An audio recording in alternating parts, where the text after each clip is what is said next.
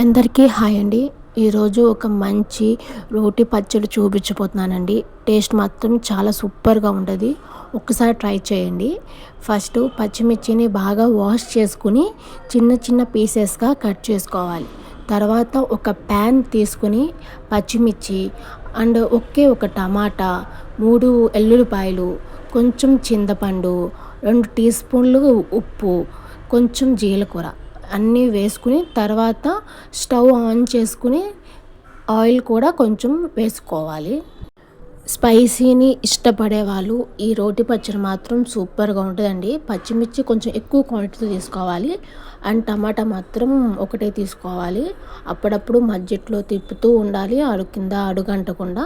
అలాగే పచ్చిమిర్చి టమాటా అంతా మగ్గాక ఒక మిక్సీ బౌల్లోకి తీసుకొని మనం మిక్సీ పట్టుకోవడమే.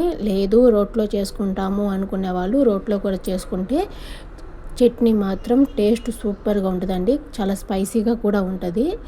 ఇదేనండి ఈరోజు రోటి పచ్చడి. Please share, like and subscribe.